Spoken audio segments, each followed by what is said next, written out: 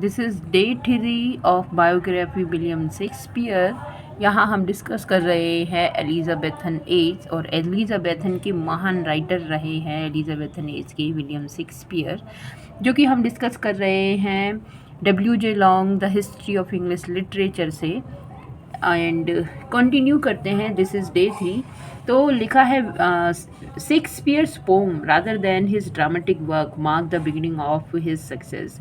कि जो उनकी पोम्स हैं, उनके ड्रामेटिक वर्क के बजाय उनकी जो पोम्स रही हैं, उनकी जो कविताएं रखी हैं, उन्होंने उनकी जो सक्सेस है, जो सफलता है, उसकी शुरुआत की।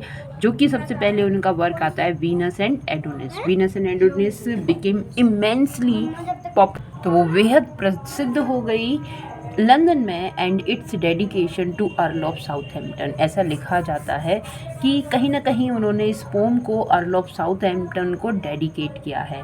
According to tradition a substantial money gift, tradition के अकॉर्डिंग कुछ ना कुछ मनी जो गिफ्ट किया जाता है, उपहार में दिया जाता है, विच में have led the foundation of Shakespeare's business, जो कि जिसने क्या नींव रखी उनके बिजनेस की, बिजनेस सफलता की। He appears to have studiously invested his money, ऐसा दिखाई देता है कि वो अपनी मनी को बहुत स्ट्यूडली, बहुत इकोनॉमिकल होकर, कम खर्ची होकर खर्च किया करते थे। And soon become part of honour of the Globe theatre and Black Friars theatre, और जल्दी ही वो ग्लोब थिएटर और ब्लैक फ्रायर थिएटर के पार्ट बन गए। इन विच, जिसमें his plays were presented by his own companies, जो इनके प्लेज जो हैं इनके खुद के प्रेजेंट हुआ करते थे इनकी कंपनी के थ्रू। His success and popularity grew amazingly, और इनकी जो सफलता है, इनकी जो पॉपुलरिटी है, वो बहुत ही तेज़ी से और अमेजिंग रूप से, वंडरफुल रूप से क्या हुई, ग्रू होने का काम हुई। With in a decade of his unnoticed arrival in London, वो लंदन पहुँचे उन्हीं 10 सालों के दौरान में। He was one of the most famous actors and literary man in the England, और इंग्लैंड में वो फेमस एक्टर और फेमस लिटरेरी मैन, दोनों ही चीज़ों को उन्होंने बड़ी ही प्रसिद्धि से हासिल कर लिया। Following the experimental work,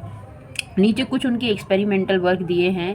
there came a succession of wonderful plays, जिसमें एक कड़ी है, सक्सेसन है वंडरफुल प्लेस की, जैसे कि Merchant of Venice, As you like It, Twelfth Night, Julius Caesar, Hamlet, Macbeth, Othello, King Lear, Antony, Cleopatra. ये सारे के सारे वो वर्क हैं जहाँ उनकी शुरुआत मानी जाती है। ये उनके अर्ली वर्क हैं, ये उनके एक्सपेरिमेंटल वर्क माने जाते हैं। The great tragedies of this period are associated with the period of gloom and sorrow in poet's life. तो कहीं ना कहीं जब उनकी ग्रेट ट्रेजेडीज आती हैं, माना जाता है कि पोइट की लाइफ खुद भी ग्लूम, अंधकार और सौरो, दुख से भरी हुई थी। But of its cause we know not no knowledge, तो पर इसका कॉज क्या था, कारण क्या था, हमें इसकी जानकारी नहीं है, नॉलेज नहीं है। It may have been this unknown sorrow, हो सकता है कोई unknown sorrow which turn his thoughts back to Stratford, कहीं ना कहीं जिसने उनके थॉट्स, उनके विचार को वापस स्ट्रेटफोर्ड की तरफ वापस मोड़ा। एंड कॉज या Stratford and cause apparently a dissatisfaction with his work and profession, और कहीं ना कहीं एक डिससेटिस्फेक्शन, असंतुष्टि उनके वर्क और उनके प्रोफेशन, उनके कार्य से उन्हें लगी होगी। But the latter is generally attributed to other causes, पर बाद में जब वो लास्ट में क्या होता है, जब वो 1611, जब वो अपने कार्य को पूरी तरह से विराम देकर, छोड़कर वो लंदन की लाइफ में फिर से चले जाते हैं, तो वही बात यहाँ पर हो रही है। And Shakespeare even the midst of the suspicion and contempt, actors and playwrights were in his day generally looked upon his suspicion and contempt। कहीं ना कहीं जो अदर एक्टर्स हैं, प्ले राइट्स हैं उन दिनों की, उनके कंटेम्प्रेरी जो हैं, उनको सस्पिशियन, उनको घृणित, कंटेम्प्ट करते हैं। And Shakespeare even in the midst of success, जब वो सफलता के बीचों बीच में थे, seem to have looked forward, और ऐसा दिखाई जाता है कि वो आगे को देखते हैं, आगे की तरफ सोचते हैं। टू द टाइम, उस समय से, when he could retire to Stratford, कि वो रिटायर होंगे स्ट्रेटफोर्ड की तरफ, to live the life of a farmer and country gentleman, और वहाँ पर सोचते हैं लाइफ जीने का फार्मर और कंट्रीमैन की तरह। His own and his father's families were first released from that, सबसे पहले वो खुद और उनके फादर की जो फैमिली है रिलीज़ हो जाती हैं, मुक्त हो जाती हैं उस डेब्ट से, उस कर्ज से। देन इन 1597 और फिर 1597 में ही बॉट न्यू पैलेस, और उन्होंने न्यू पैलेस जो उनका घर है वो उन्होंने परचेज़ किया, the finest house in Stratford, बड़ा अच्छा घर स्ट्रेटफोर्ड में। And soon added a tract of farming, और फिर जल्दी ही उन्होंने फार्मिंग से रिलेटेड कुछ ट्रैक्ट जो है वो ऐड की। द कंप्लीट हिज स्टेट, जो उनका स्टेट जो है उसको कंप्लीट किया। His profession may have prevented his acquiring the title of gentleman, जो उनका कार्य था, उनका प्रोफेशन था, जो इनकी राइटिंग है, कहीं ना कहीं वो प्रिवेंट करती है, रोकती है acquiring the title gentleman, gentleman वाले के टाइटल को एक्वायर करने से। और he may have only followed a custom of the time when he applied for and obtained a coat of arms for his father, और कहीं ना कहीं ही में ओनली फॉलोड, वो सिर्फ फॉलो किया करते थे अ custom of their time, of the time, उस समय का जो कस्टम है, प्रथा है, रीति है, ठीक है, उसको व्हेन ही अप्लाइड, जब वो अप्लाइड करते हैं और ऑब्टेन करते हैं coat of arms from his father, and so indirectly secure the title by inheritance, तो इनडायरेक्ट रूप से इस टाइटल को वो सिक्योर करते हैं अपने इनहेरिटेंस से, अपने पूर्वजों से। His home visits grew more and more frequent till about the year 1611.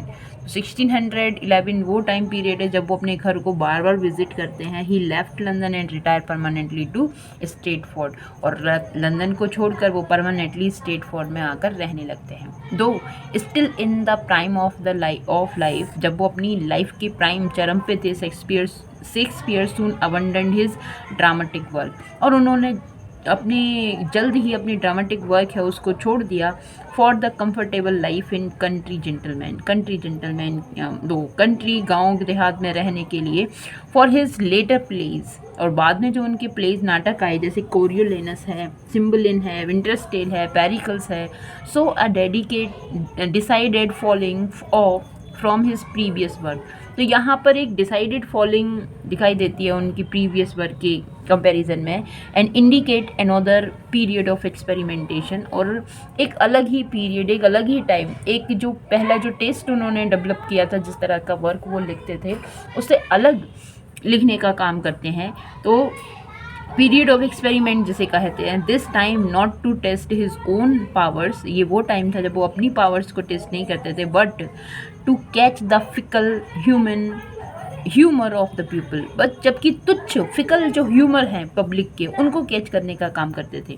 As is usually the case with a theatre going people, जैसे कि यूजुअली ऐसा होता था जो लोग थिएटर में जाते थे उनके साथ। दे सून टर्न सीरियस ड्रामा, बट बाद में जल्द ही वो सीरियस ड्रामा में टर्न हो गए उनके जो वर्क थे। तो कॉमेडीज़ आती हैं, उसके बाद ट्रेजेडीज़ आती हैं उनकी।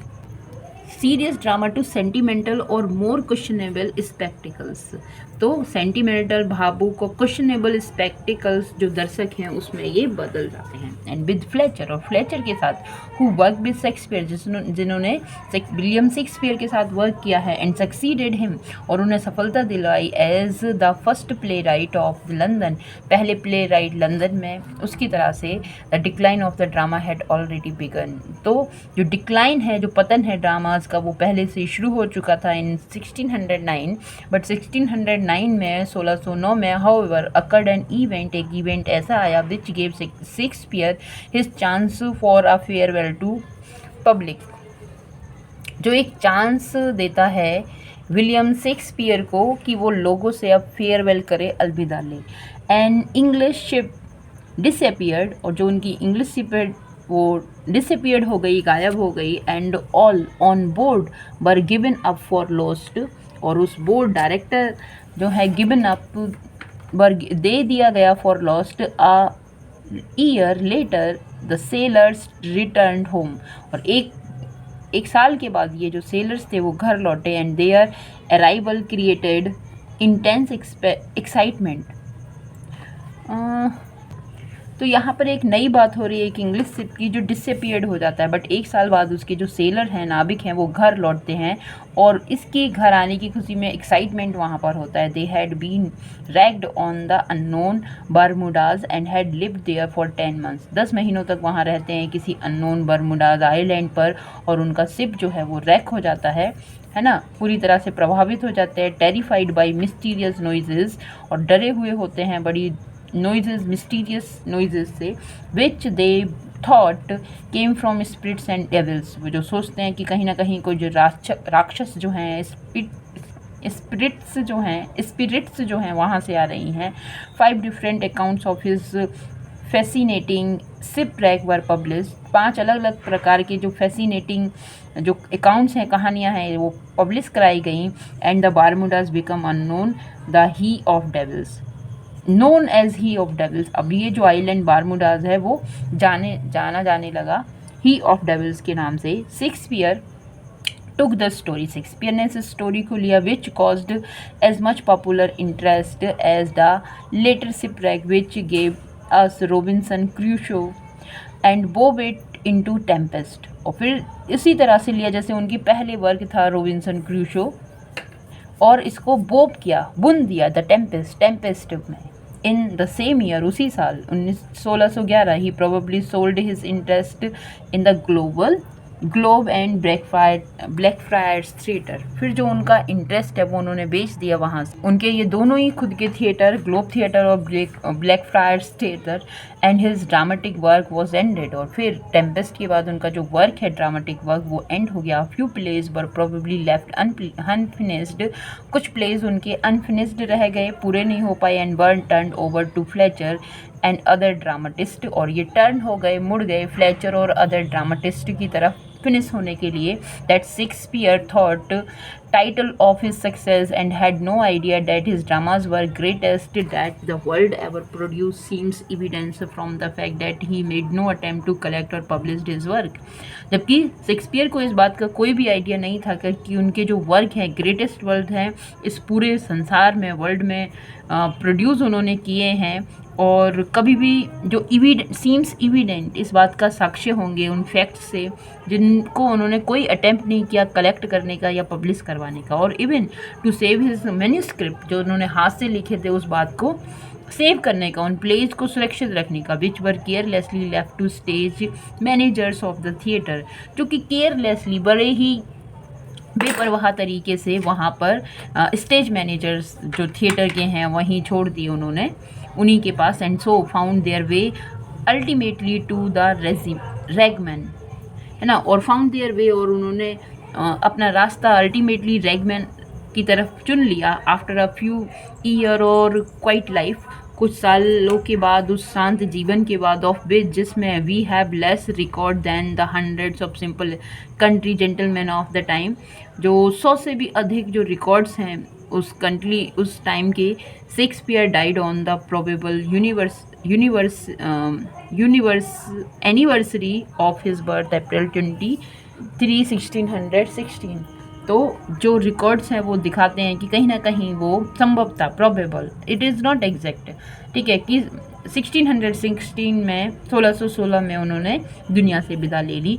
ही was given a tomb in the chancel of the parish church, उनको दी गई एक कब्र पेरिस चर्च में, not because of his preeminence in literature, ना सिर्फ उनके लिटरेचर में प्रीमिनेंट फेमस होने की वजह से, but because of his interest in affairs of the country village, जो उनका इंटरेस्ट था और जो वर्क था उनका उस कंट्री विलेज में, उसकी वजह से। And in the sad irony of fate, और उनका दुर्भाग्य जो आयरनिकल फेट था, दुर्भाग्य था, the broad stone that carved his tomb, now an object of veneration to the thousands that yearly visit the little church, was inscribed as follows।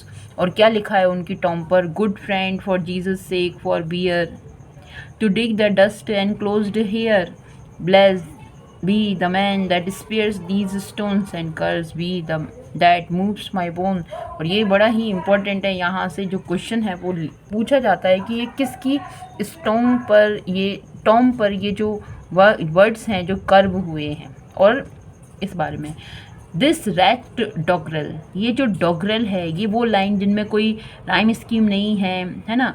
Over the world's greatest poet, उनकी tomb पर ये लिखी हुई है। Was intended, इसका इरादा है no doubt बेशक, as a warning to some stupid sexton, जो सेक्सटन पीपल हैं उनके लिए एक वार्निंग है। Lest he should empty the grave, कि उस ग्रेव को उसे खाली नहीं करना चाहिए। And give the honoured place, और सम्मानित रखना चाहिए टू सम एमिएबल जेंटलमैन, उस एमिएबल उस फ्रेंडली जेंटलमैन को who had given more tithes to the parish, जो जिसने इस पेरिस में इस चर्च के लिए बहुत सारे टाइटेंस दिए हैं।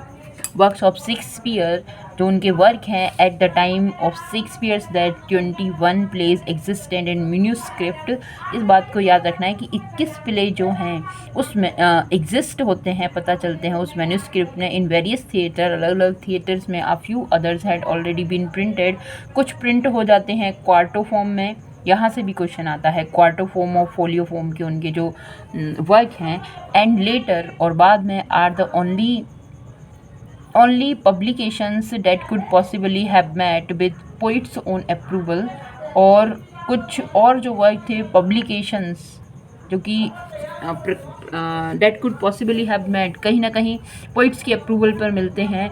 more probably they were taken down the shorthand by some listener at the play and then pirated by some publisher for his own profit। कुछ तो ऐसे हैं जो कि पब्लिक जो है, लिसनर जो है, उनसे उनको कंप्लीट करवाया है ना, शॉर्ट हैंड कराया गया, क्ल्यू लिया गया। और कुछ ऐसे हैं जो कि पायरेटेड किए गए, पब्लिशर्स अपने प्रॉफिट के लिए उनको पायरेट कर लेते थे, चुरा लेते थे, अपना बना लेते थे। The first printed collection of his plays now called First Folio 1623 में फर्स्ट फोलियो इनका आता है। एंड मेड बाई 2 एक्टर्स, जो हेमिंज एंड कॉन्डल के द्वारा पब्लिश्ड किए जाते हैं। हु असर्टेड दैट, जो इस बात की असर्ट करता है, बताता है, they had access to the paper, के वो उन पेपर्स तक पहुँचे, एक्सेस लिया उन्होंने, of the poet that made a perfect edition in order to keep the memory of so worthy a friend and fellow, कि इस जो उनके जो हेमिंज एंड कॉन्डल इस बात को कहते हैं कि इनकी मेमोरी को सेव करने के लिए, इस वर्दी फ्रेंड की, फॉलोअर्स की।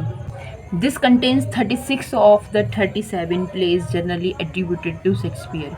तो कहीं ना कहीं 37 प्ले जो हैं उनमें से 37 में से 36 प्ले जो हैं वो जनरली एट्रीब्यूट किए जाते हैं विलियम शेक्सपियर के लिए। पेरिकल्स बीइंग ओमिटेड, जिसमें फर्स्ट फोलियो में पेरिकल्स उनका जो प्ले है वो नहीं है। This celebrated first folio was printed from playhouse manuscripts and from printed quartos containing many notes and changes. This celebrated first folio, ये जो फर्स्ट फोलियो था वॉज प्रिंट किया गया फ्रॉम प्ले हाउस मैन्यूस्क्रिप्ट्स, तो जो उनका हस्तलिखित था मैन्यूस्क्रिप्ट था उस प्ले हाउस से।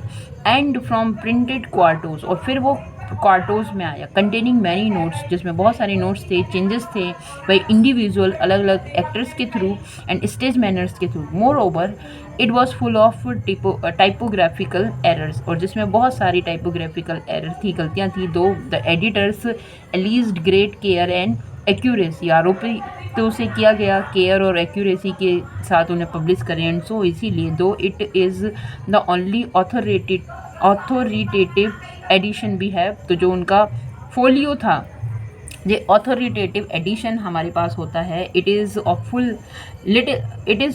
Little value in determining the dates और क्लासिफिकेशन, और जिसमें बड़े ही मतलब हमें कोई डेट और क्लासिफिकेशन हमें नहीं मिलता है इन मैन्युस्क्रिप्ट से, इन उनके वर्क से, ऑफ उनके प्लेस के बारे में। दे एग्जिस्टेड इन शेक्सपियर्स माइंड, जैसे वो एग्जिस्ट हुआ करते थे शेक्सपियर के माइंड में उनके साथ। Not with standing this uncertainty, बेशक ये जो अनसर्टेनिटी है इसके साथ, अ careful reading of the plays and poems leave us with an impression of 4 different periods of work. ये जो पोम्स हैं, इनके जो प्लेस हैं, वो लीव अस छोड़ जाती हैं हमें इम्प्रेशन अलग 4 अलग अलग पीरियड्स के साथ प्रोबेबली कहीं ना कहीं संभवता है corresponding with the growth and experiment of poets life, जो कि बताती हैं साथ साथ में उनकी एक्सपेरिमेंट और उनके ग्रोथ के बारे में। दीज आर, और ये 4 उनके जो वर्क हैं उसको 4 कैटेगरीज में हम उनके वर्क को डिवाइड कर सकते हैं। पहला, अ period of early experiment. It is marked by youthfulness and exuberance of imagination. तो पहला पीरियड कहीं ना कहीं उनका एक्सपेरिमेंटेशन के नाम से जाना जाता है, जिसमें मार्क्ड होता है उनका यूथफुलनेस और नई एनर्जी से भरी हुई कल्पनाएं। बाय एक्स्ट्रावेगेंस ऑफ लैंग्वेज, और लैंग्वेज का बड़ा ही ज़्यादा extravagantness, and by the frequent use of rhymed couplets with blank verse, और जिसमें बहुत ज़्यादा रूप में ब्लैंक वर्स में राइम कपलेट देखने के मिलती हैं। This period dates from his arrival in London 1593। ये पीरियड स्टार्ट होता है 1595 में, जब वो लंदन में आते हैं। Typically works of this first period are early poems, love's स्लेवर लॉस्ट। ये तो एक तो उनकी अर्ली पोम्स जो आई हैं वो इसमें है, दूसरा इनके जो वर्क्स हैं जैसे प्लेज हैं, लव स्लेवर लॉस्ट है, टू जेंटलमैन ऑफ बरोना है, रिचर्ड थर्ड है। तो ये वर्क इनके फर्स्ट जो पीरियड है उसमें माने जाता है। सेकंड की बात करें तो a period of rapid growth and development from 1595 to 1600। तो दूसरा यहाँ से लेके 1600 तक माना जाता है। ये जो लिखा है his arrival in London to 1955। अच्छा, अब क्वेश्चन ये आता है कि उनका अराइवल कब हुआ, कब वो लंदन आए थे। मैंने आपको बताया कि कहीं ना कहीं 1587 में वो लंदन आई थी। लंदन आने की 1587 ये 8 साल का पीरियड, और फिर सेकंड पीरियड इनका 1595 टू 1600 ये 5 साल का होता है। Such plays as merchant Venice, midsummer night's, सिफ्रियंस, एज यू लाइक इट, ये क्या नया नाम आ गया यहाँ पर, and Henry four, all written in this period. ये सारे वर्क इस पीरियड में लिखे गए। Show more careful and artistic work, और बड़े ही केयरफुल और आर्टिस्टिक वर्क ये दिखाते हैं। बेटर प्लॉट्स, अच्छी कहानियाँ पहले से ज़्यादा, and mark increase in knowledge of human nature, और इसमें दिखाई देती है कि जो उनकी नॉलेज है वो ज़्यादा इंक्रीज़ हुई है। थर्ड जो पीरियड है, अ period of gloom and depression, कहीं ना कहीं बड़ी सैडनेस का, दुखी से भरा हुआ ये पीरियड है 1600 to 1607, which marks the full maturity of power, जो मार्क करता है कि उनके लिखने में बहुत ज़्यादा मैच्योरिटी थी। एक्सपीरियंस राइटर की तरह वो लिखा करते थे। व्हाट कॉज, जो इस बात का कॉज करती है, this evident sadness is unknown, कि ये कहाँ से क्यों थी अननोन है reason, but it is generally attributed to some personal experience, पर माना जाता है कि कहीं ना कुछ पर्सनल उनका एक्सपीरियंस रहा होगा। Coupled with the political misfortune of his friends Essex and Southampton, ठीक है, कुछ पॉलिटिकल मिसफॉर्चून उनके फ्रेंड के साथ, Essex and Southampton. The sonnets with their note, जो सोनेट्स हैं उनके उस नोट में personal disappointment. Twelfth Night which is Shakespeare's, जो कि शेक्सपियर की फेयरवेल टू मिर्थ है ना, ट्वेल्थ नाइट, जिसमें कहीं ना कहीं वो मिर्थ जो है, एक उल्लास खुशी जो है उससे विदा लेते हैं। And farewell to mirth and his great tragedies, और उनकी महान जो ट्रेजिडीज़ हैं, हेमलेट है, लियर है, मैकबेथ, ओथेलो, जूलियस सीजर, ये सारी बिलोंग टू दिस पीरियड, इसी सैडनेस वाला जो पीरियड है उसको बिलोंग करती हैं। फोर्थ पीरियड, अ रिस्टोर्ड सेरेनिटी, बाद में फिर से एक सेरेनिटी, एक कामनेस, एक शांति उनकी लाइफ में आ जाती है आफ्टर स्टॉर्म, एक ग्रेट स्टॉर्म के बाद। और स्टॉर्म वाला पीरियड ये पीरियड है जब उनकी ट्रेजिडीज आती हैं, which mark the last year of poets literary work, जो कि बताती है कि ये जो पीरियड है इनका लास्ट पीरियड है। द विंटर्स टेल, टेम्पेस्ट, ये बेस्ट वर्क जो बाद में उनके आते हैं। But they also a falling of, कहीं ना कहीं ये सारे एक फॉलिंग दिखाते हैं इस प्रीवियस वर्क, इनके प्रीवियस वर्क के कंपैरिजन में। Indicate a second period of experiment with the test of fickle people, जो फिकल पीपल, तुच्छ माइंड वाले फिकल माइंडेड पीपल हैं, उनके टेस्ट एक्सपीरियंस को बताने का काम करते हैं। To read in succession 4 plays, जब हम इस लगातार इन चारों प्लेस को पढ़ते हैं, taking a typical work from each of the above periods, और या फिर सारे पीरियड्स के कुछ कुछ वर्क्स को हम लेते हैं, is one of the very best, जो कि सबसे अच्छा है, way of getting quickly at the real life, जैसे कि उनकी रियल लाइफ किस चीज़ से प्रभावित है इस बात को बताने के लिए या फिर जानने के लिए।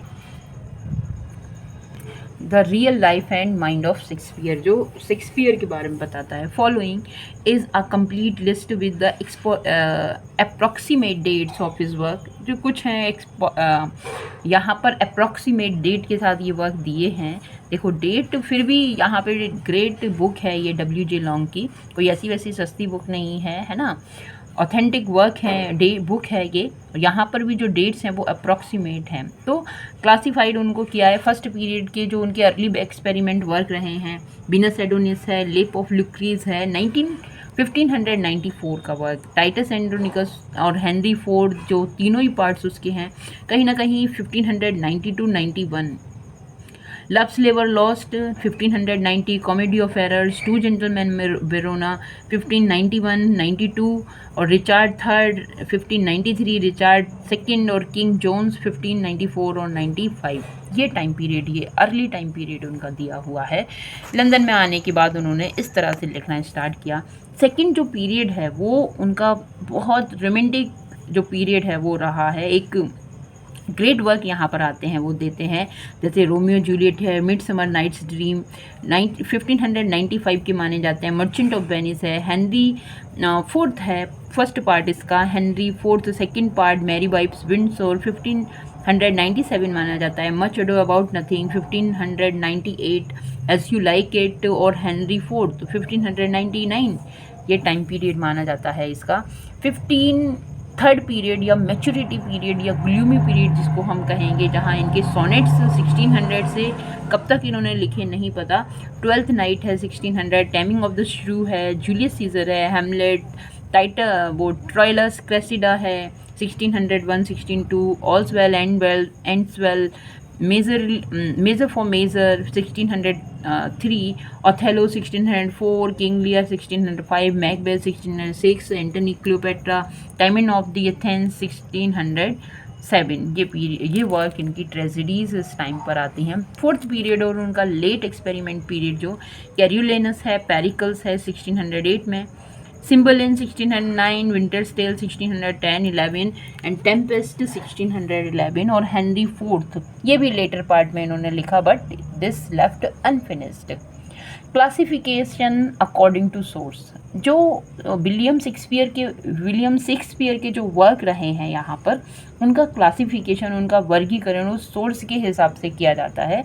तो राइटर कहते हैं in history, legend and story Shakespeare found the material for nearly all his dramas, कि लगभग उनके सभी ड्रामास जो हैं उनके लिए जो मटेरियल उन्होंने लिया है कहीं ना कहीं हिस्टोरिकल लेजेंड्स हैं, स्टोरी है, वहाँ से इन्होंने लिया है। And so they are often divided into 3 class, और इसी के हिसाब से उनका वर्क जो है 3 क्लासेस में डिवाइड हो सकता है, called historical play.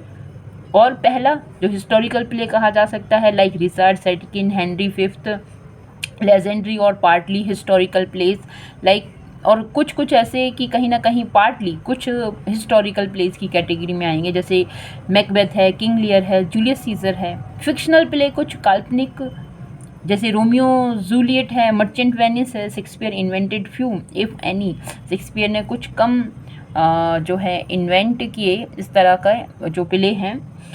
And of plots और stories upon which his dramas are founded, जो कुछ प्लॉट्स स्टोरीज जो इनके ड्रामाज में मिलती हैं बट बोरो दैम फ्रीली, जो उन्होंने फ्रीली ली हैं दूसरों से, borrowed them freely after the custom of his age, जैसा कि उस टाइम पीरियड का जो कस्टम था, वेयर एवर जहाँ पर भी ही फाउंड दैम उनको वो मिली।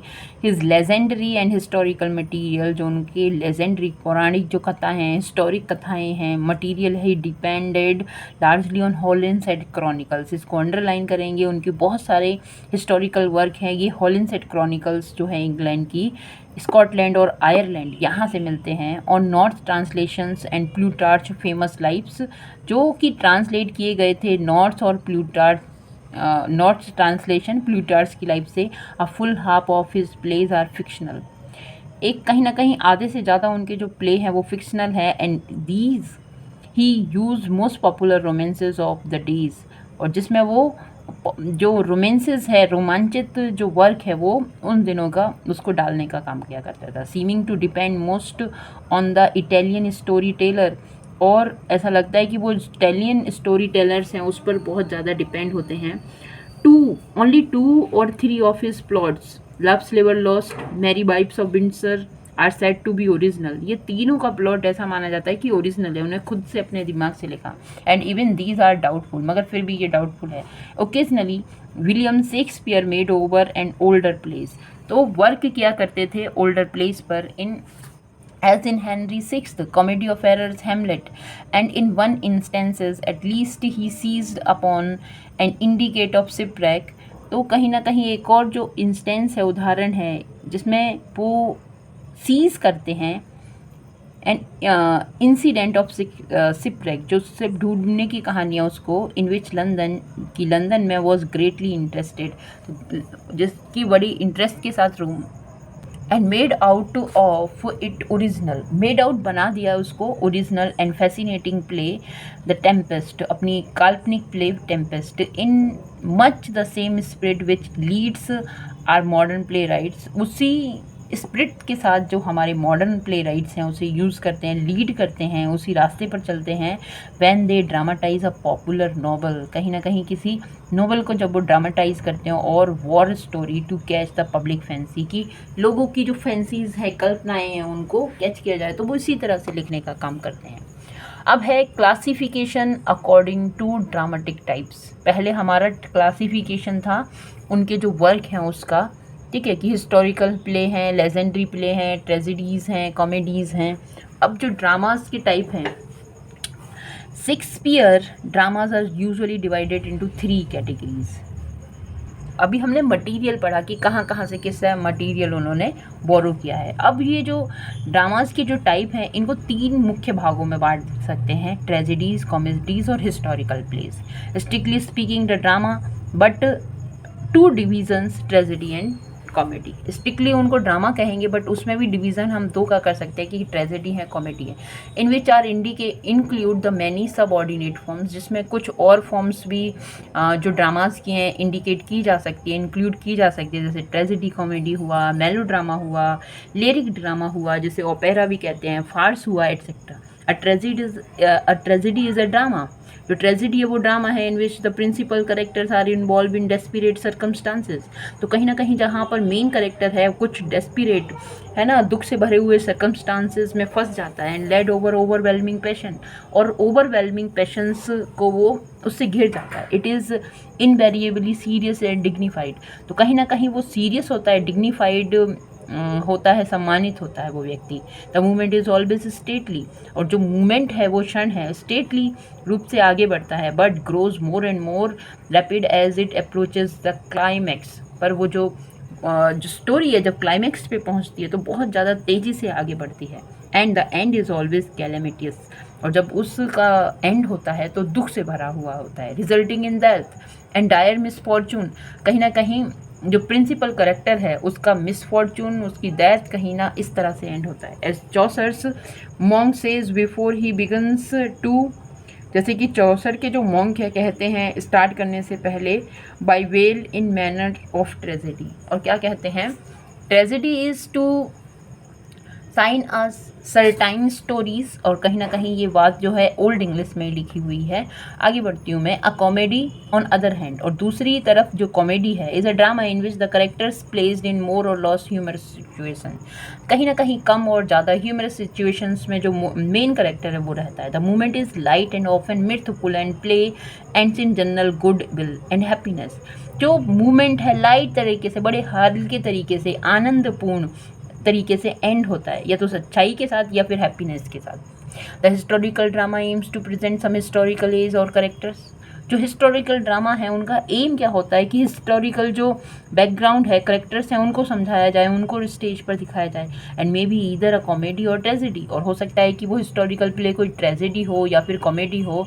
The following list include the best Shakespeare's play in which 3 classes, और कुछ नीचे प्ले दिए गए हैं जिनको 3 क्लासेस में बताया गया है, but the order indicates merely the author personal opinion of the relative merits, कि जो कुछ उनका पर्सनल ओपिनियन है ऑथर का उस मेरिट्स गुण के लिए of the play in each class. Thus merchant of Venice would be first of comedies, merchant of Venice जो है पहले कॉमेडीज में रहा करती थी for the beginning of to read. Julius Caesar is excellent introduction of the historical plays and the tragedy, और जो Julius Caesar है वो हिस्टोरिकल प्लेज और ट्रेजेडी दोनों का ही एक्सीलेंट इंट्रोडक्शन उसे कहा जाता है। कॉमेडीज़ की बात करें तो कुछ वर्क इनके जैसे मर्चेंट ऑफ वेनिस है, मिडसमर नाइट ड्रीम है, एज यू लाइक इट है, विंटर्स टेल है, टेम्पेस्ट है, ट्वेल्थ नाइट है, सारी की सारी इनकी कॉमेडीज़ की कैटेगरी में आएंगी।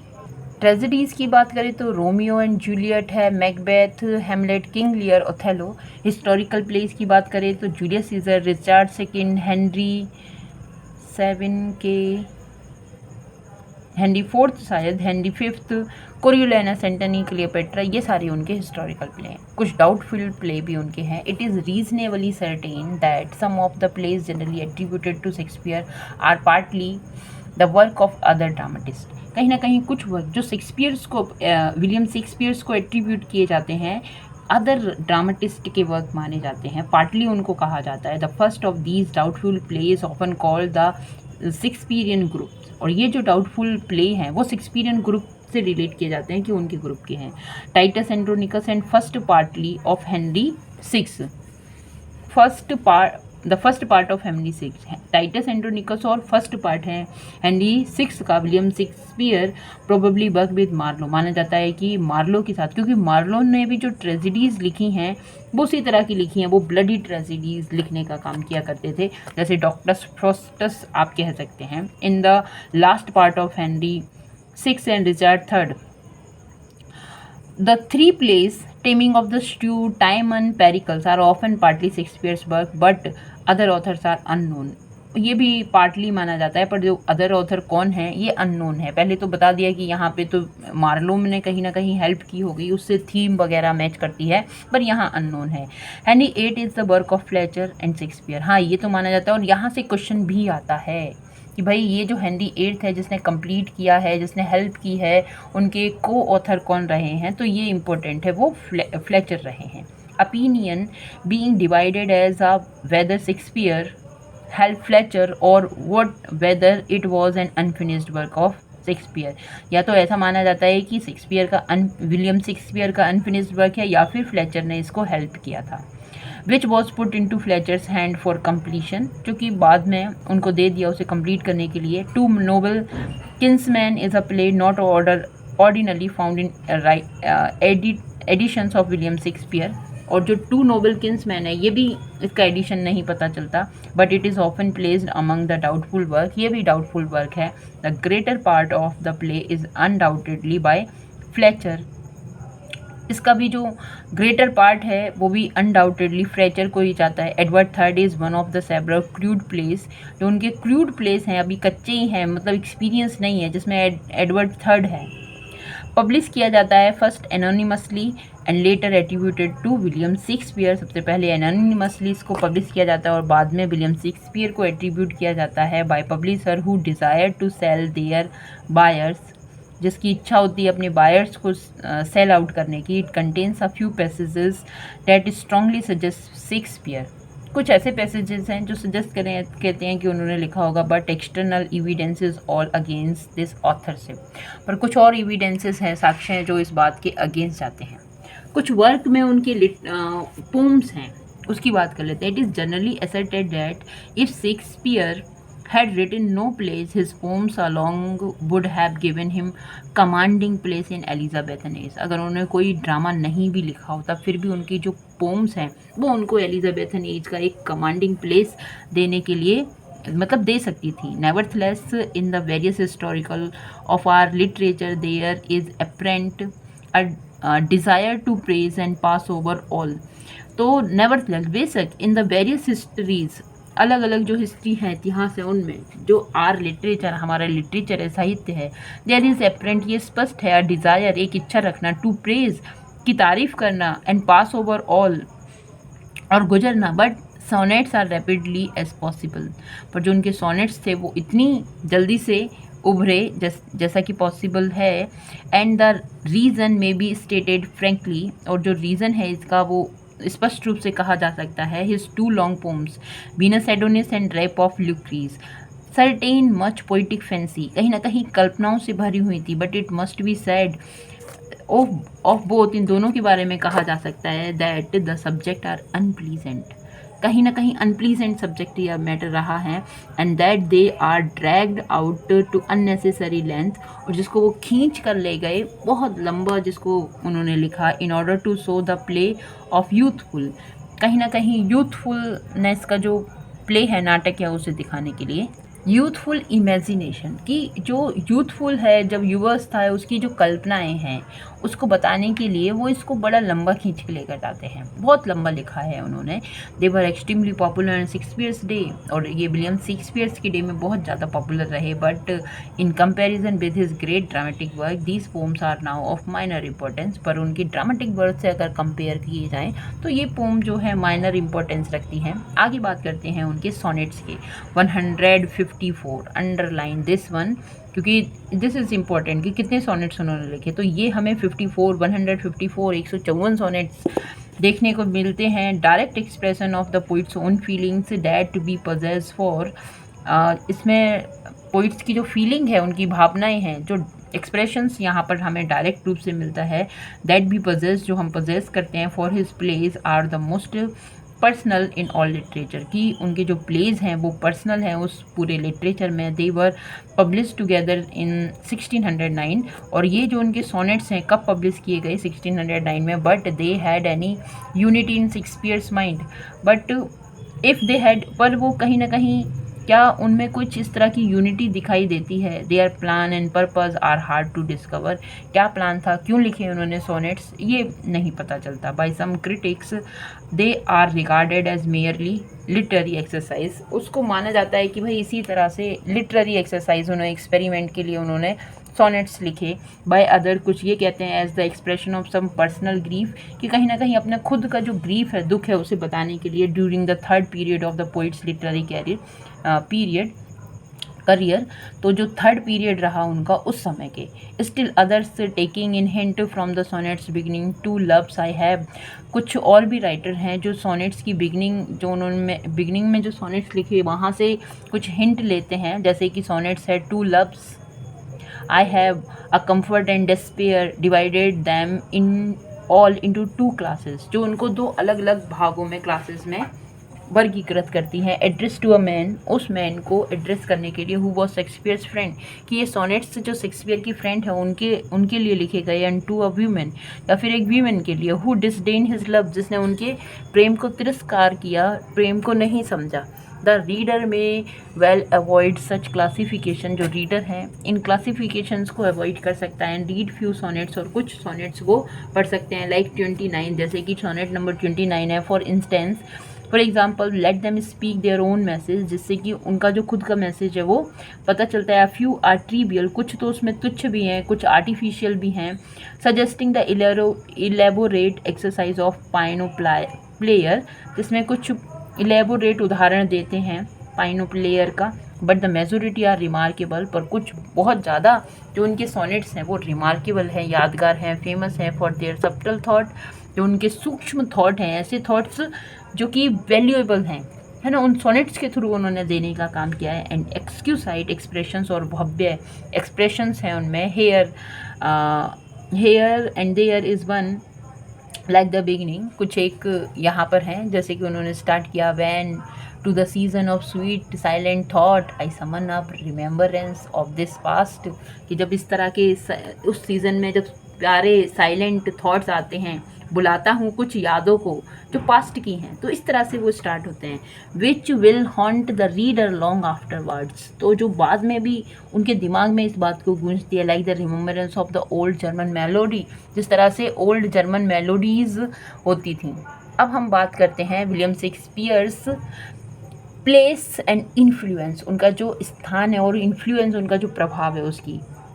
विलियम शेक्सपियर होल्ड करते हैं by general acclamations foremost place in the world's literature, and his overwhelming greatness renders it difficult to criticize or even to praise him.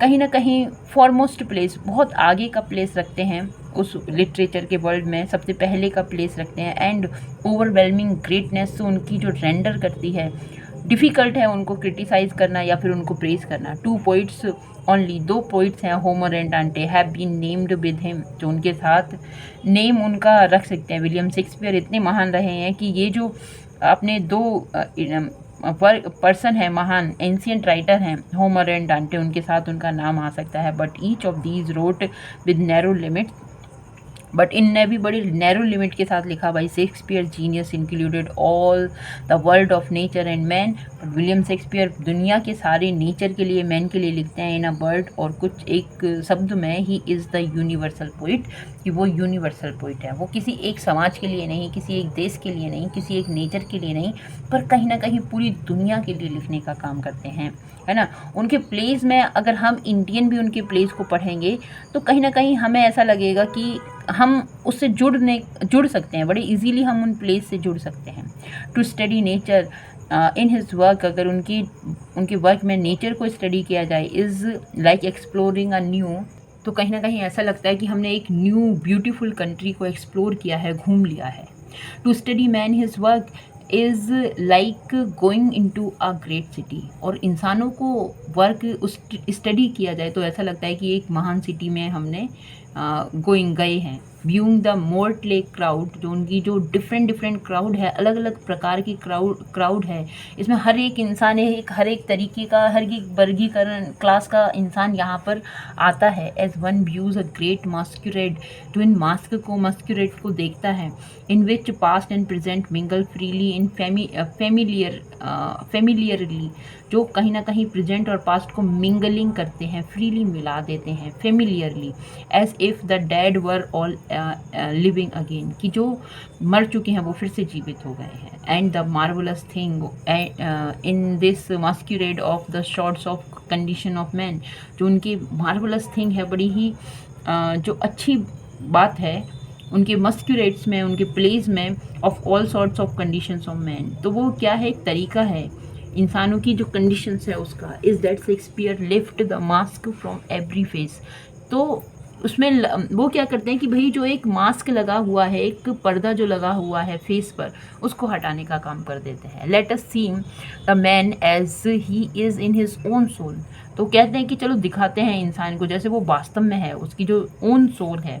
And shows us, और हमें दिखाते हैं in each one some gems of good और some soul of goodness, कि कहीं ना कहीं जो अच्छा है, जो गुडनेस, सोल ऑफ गुडनेस है, या evilness, even in things evil, अच्छाई और बुराई है उसको. For Shakespeare strikes no uncertain note, वो स्ट्राइक करते हैं ना सिर्फ उसी अनसर्टेन पर, सर्टेनिटी पर. And raise no doubt to add to the burden of your own, तो कहीं ना कहीं रेज करते हैं, उठाने का काम करते हैं, बेशक no doubt to add to the burdens, उनमें जोड़ने का काम करते हैं बर्डन्स को जो आपके खुद के हैं. गुड ऑलवेज ओवरकम्स इविल, कि जो अच्छाई है वो कहीं ना कहीं हमेशा बुराई से आती है. इन द लॉन्ग रन, मतलब एक लंबे समय तक अच्छाई होगी तो फिर बुराई आएगी. And love, faith, work, duty are the 4 elements, ये चारों जो हैं, ये 4 तथ्य हैं that in all ages make the world right, जो कि हर एक एज में संसार को जो सही है वो दिखाते हैं, बताते हैं. टू क्रिटिसाइज और टू प्रेज, चाहे उनको आलोचना करो या प्रेज करो. The genius that create these man and women is to criticise और प्रेज ह्यूमैनिटी इज इट्सेल्फ, वो खुद ही मैन और व्यूमेन जो उन्होंने बताए हैं स्टेज पर, वो उनको खुद ह्यूमैनिटी को क्रिटिसाइज करने का काम करते हैं.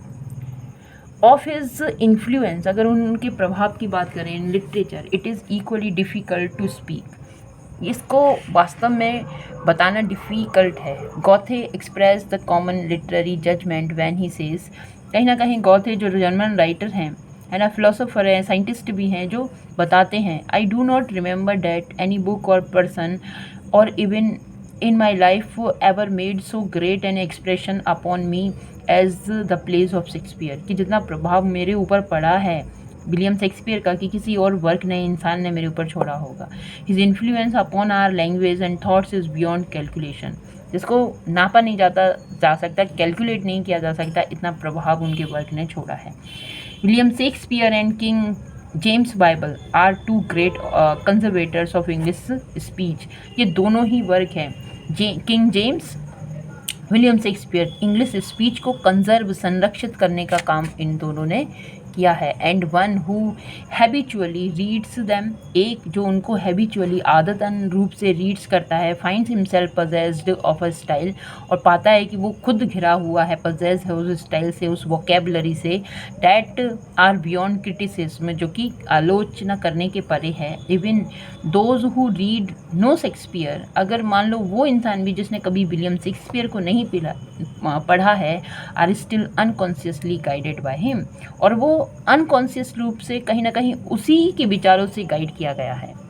फॉर हिज थॉट, उसके जो थॉट्स हैं, एक्सप्रेशन हैं, have so pervaded our life and literature, उसने नींव रखी है, परवेड किया है, घुला मिला है हमारी लाइफ और हमारी लिटरेचर में, दैट इट इज़ इम्पॉसिबल, कि ये असंभव है, so long as one can speak English language, कि इतने लंबे समय तक कोई इंग्लिश लैंग्वेज कोई बात करता है, टू एस्केप हिज इन्फ्लुएंस, अपने इन्फ्लुएंस को एस्केप करने के लिए. His life was gentle and the element so mixed in him the nature might stand up and say to all the world this was a man आई.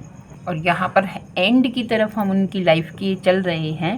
तो उनके कंटेम्परेरीज and successor in the drama, तो decline of the drama की बात यहाँ करते हैं. It was inevitable, कि ये तो इनइविटेबल है, दैट कि इस बात को टाला नहीं जा सकता, that the drama should decline after Shakespeare, की जो ड्रामा है उनकी लाइफ के बाद, विलियम शेक्सपियर के स्टेज छोड़ने के बाद कहीं ना कहीं उनमें डिक्लाइन आया था. फॉर द सिंपल रीज़न, उसका एक सिंपल रीज़न ये है, that there was no other great enough to fulfil the place, कि कोई भी ऐसा नहीं हुआ कि उस प्लेस को फुलफिल कर सके. असाइड फ्रॉम दिस, और इसके साथ साथ other causes were at work, वो भी अदर कॉजेज़ भी थी, कारण भी थी.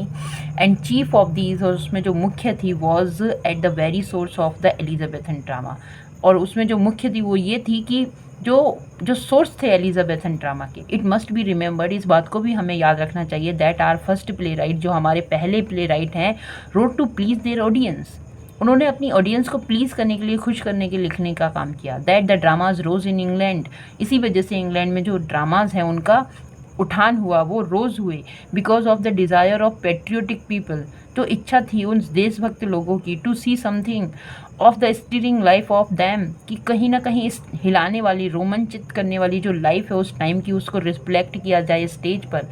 For there were no papers, क्योंकि यहाँ पर ऐसे कोई कागज़ नहीं है, पेपर्स नहीं है, तथ्य नहीं है, और मैगजीन्स भी नहीं हैं. इन दोज डेज, उन दिनों में जो लोगों को न्यूज़ पहुंचाने का काम, उनको अवेयर करने का काम करती थी. And people came to theatre, इसीलिए लोग थिएटर आते थे, not only to be amuse, ना सिर्फ एंटरटेनमेंट के लिए, अम्यूज़ होने के लिए, but to be inform, but उस बात को जानने के लिए भी, लाइक चिल्ड्रन, बच्चों की तरह. They wanted to see a story acted, वो भी देखना चाहते थे कि स्टोरी को कैसे एक्ट किया जाता है. एंड लाइक मैन, और इंसानों की तरह, they wanted to know what it means, वो जानना चाहते थे कि भाई इसका मतलब क्या है. शेक्सपियर फुलफिल देयर डिज़ायर, और उसने इस डिज़ायर को, अपनी ऑडियंस को की डिज़ायर को फुलफिल किया. He gave them their own story, उन्होंने उनकी खुद की स्टोरी दी. And his genius were great enough to show in every play, और उनकी जो जीनियस है वो इतनी महान थी कि वो दिखाई देती थी हर एक प्ले में. Not only their own life, ना सिर्फ उनके खुद की लाइफ की, एंड पैशन की, but something of the meaning of all life, कहीं ना कहीं जो जीवन है उसका मीनिंग जो है उसको.